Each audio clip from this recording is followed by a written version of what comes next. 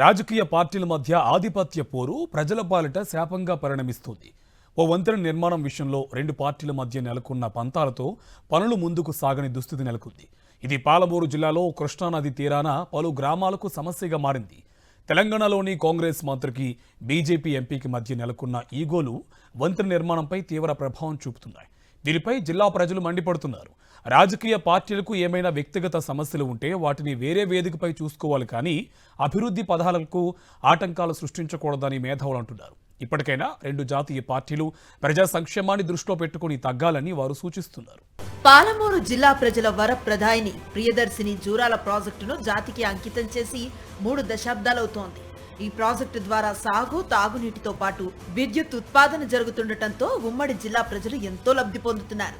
Jurala bridge మీదుగా నిత్యం అనేక వాహనాలు రాకపోకలు సాగిస్తాయి. గద్వాల ఆత్మకూరు, గద్వాల మక్తల్, గద్వాల నారాయణపేట్ల మధ్య ఉన్న అనేక గ్రామాల ప్రజలు ఈ వంతెన మీదుగా వెళతారు. దాదాపు 12 టన్నుల బరువు గల వాహనాల వరకు మాత్రమే ఈ వంతెనపై వెళ్లేందుకు అనుమతుంది. కానీ దాదాపు 40 నుంచి 50 టన్నుల బరువు గల భారీ వాహనాలు సైతం దీనిపై వెళుతూ ఉండటంతో జూరాల వంతెన భద్రతపై ఆందోళన వ్యక్తమవుతుంది. దీంతో ఈ వంతెనకు సమీపంలో ప్రత్యామ్నాయంగా దిగువన కృష్ణానదిపై వంతెన నిర్మాణానికి ఎన్నో ఏళ్ల నుంచి ప్రతిపాదనలు ఉన్నాయి. కానీ వంతెన నిర్మాణానికి మాత్రం నోచుకోలేదు. గత జూన్ నెలలో ప్రాజెక్టును సందర్శించిన నీటిపారుదల శాఖ మంత్రి ఉత్తమ్ కుమార్ రెడ్డి నూతన వంతెనను మంజూరు చేశారు. ఇందుకోసం జులై 1న వంతెన నిర్మాణానికి 121 కోట్ల 92 లక్షలు మంజూరు చేస్తూ ప్రభుత్వం జీవో నెంబర్ 292ను జారీ చేసింది. గద్వాల జిల్లా ధరూర్ మండలం రేవులపల్లి గ్రామం, వనపర్తి జిల్లా అమరచింత మండలం నందిమల్ల గ్రామాల మధ్య వంతెన నిర్మాణం చేయనున్నట్లుగా పేర్కొన్నారు. తర్వాత మంత్రి వాకిటి శ్రీహరి, గద్వాల ఎమ్మెల్యే బండ్ల కృష్ణమోహన్ రెడ్డిలు కలిసి నూతనంగా మంజూరైన బ్రిడ్జిని జూరాల ప్రాజెక్టుకు 1 కిలోమీటర్ దూరంలో కాకుండా జూరాల, కొత్తపల్లి గ్రామాల మధ్య నిర్మించేలా ప్రభుత్వం నుంచి అనుమతులు తీసుకున్నారు. ఆర్ఎండ్బి ద్వారా టెండర్లు కూడా ఖరారయ్యాయి. ఆ వెంటనే పనులు ప్రారంభించారు. ఇక అసలు కథ ఇక్కడే మొదలైంది.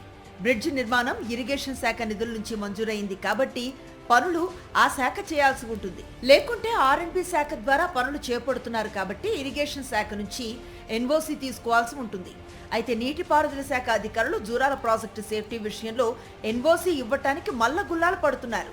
ఉమ్మడి పాలమూరు జిల్లాలో ఇరిగేషన్ ప్రాజెక్టులు, వాటి పురోగతిపై జిల్లా ప్రజాప్రతినిధులు, అధికారులతో మంత్రి ఉత్తమ్ కుమార్ రెడ్డి ఇటీవలే హైదరాబాద్లో సమీక్షా సమావేశం నిర్వహించారు.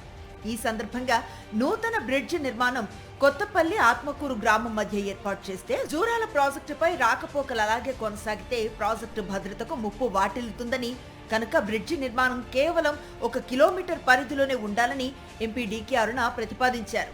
ఒకవేళ కొత్తపల్లి, ఆత్మకూరు మధ్య బ్రిడ్జి నిర్మించాలనుకుంటే డ్యాం భద్రత కోసం మరో బ్రిడ్జిను కూడా జూరాల ప్రాజెక్టుకు సమీపంలో నిర్మించాలంటూ డిమాండ్ చేశారు. దాంతో అక్కడే ఉన్న మంత్రి వాకిటి శ్రీహరి నూతన బ్రిడ్జి నిర్మాణానికి సంబంధించి ఇరిగేషన్ శాఖ నిధులను రోడ్లు మరియు భవనాల శాఖకు బదలాయించాలని, నూతన బ్రిడ్జి విషయంలో అధికారులు తప్పుదోవ పట్టిస్తున్నారంటూ అధికారులపై ఆగ్రహాన్ని వ్యక్తం చేశారు. సమావేశం అనంతరం ఆత్మకూరు పట్టణ బంద్ కు కాంగ్రెస్ నాయకులు పిలుపునిచ్చారు. ఎంపీ డీకే అరుణ తమ పట్టణానికి అనుసంధానం చేస్తూ నిర్మితమవుతున్న బ్రిడ్జి నిర్మాణాన్ని అడ్డుకుంటున్నారంటూ కాంగ్రెస్ నాయకులు ఆందోళన చేపట్టారు.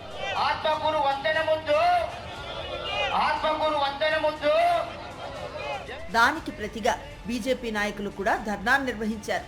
అలా బ్రిడ్జి అంశం రెండు పార్టీల మధ్య పెద్ద వివాదాన్ని సృష్టించింది. దిగువన ఒక హై లెవెల్ బ్రిడ్జి నిర్మించాల్సి ఉండగా నిర్మించలేదు. దీంతో 30 సంవత్సరాలుగా ఆనకట్టపై నుంచే అతి భారీ వాహనాలు రాకపోకలు సాగుతున్నాయి. దీనివల్ల రబ్బర్ సీల్స్ కదులుతూ ఉండటం ఇంజనీర్లు గమనించారు. తద్వారా గేట్లు తెగిపోయే ప్రమాదంతో పాటు వాటర్ కూడా లీక్ అయ్యే ఛాన్స్ ఉందని ఇంజనీరింగ్ అధికారులు హెచ్చరిస్తున్నారు. ప్రస్తుతం జూరాల ప్రాజెక్టు బ్రిడ్జి దిగువన కిలోమీటర్ దూరంలో నూతన బ్రిడ్జి నిర్మిస్తేనే ప్రాజెక్టు భద్రతకి ఎలాంటి ముప్పు ఉండదని అధికారులు భావిస్తున్నారు. ఇటీవల ఉత్తమ్ కుమార్ రెడ్డి సమీక్షలో కూడా అదే విషయాన్ని ఇరిగేషన్ అధికారులు చెప్పబోగా తప్పుదోవ పట్టించద్దని మంత్రి శ్రీహరి ఆగ్రహాన్ని వ్యక్తం చేశారట. పనులు చేపడుతున్న కాంట్రాక్టర్లు కూడా ఎన్ఓసి వచ్చిన తర్వాతే పనులు వేగవంతం చేయాలన్న ధోరణితో ఉన్నట్లుగా తెలుస్తోంది. మొదట రెండు ప్రాంతాల గ్రామాల ప్రజల మధ్య వివాదం నెలకొని తర్వాత ఇటు మంత్రి శ్రీహరి, అటు ఎంపీ డీకే అరుణ భిన్న వాదనలు వినిపిస్తూ ఉన్న నేపథ్యంలో అసలు వంతెన నిర్మాణం ఎలా ముందుకు సాగుతుందో చూడాలి.